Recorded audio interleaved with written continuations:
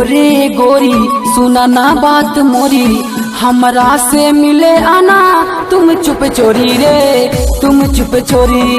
हमरा से मिले आना तुम चुप चोरी रे, तुम चुप चोरी। ओ रे गोरी सुना ना बात मोरी, हमरा से मिले आना तुम चुप चोरी रे, तुम चुप चोरी।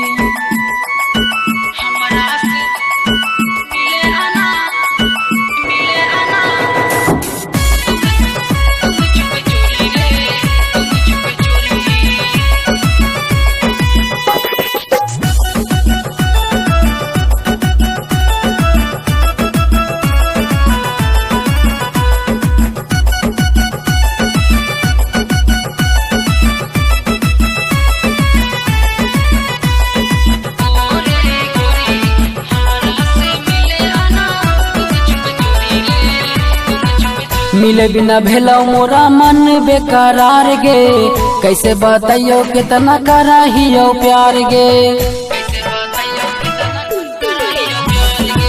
ध्यान से सुने एगो बतिया हमार गे, तोरा बिना भेलो हमर जियल तू सवार गे। तोरा से नहीं करबो वाला जोरी गे, करबो वाला जोरी। ओ रे गोरी सुना ना बात मोरी, हमरा से मिले आना तुम चुप चोरी रे, तुम चुप चोरी। ओ रे गोरी हमरा से मिले आना तुम चुप चोरी रे, तुम चुप चोरी। ओ रे गोरी हमरा से मिले आना तुम चुप चोरी रे, तुम चुप चोरी।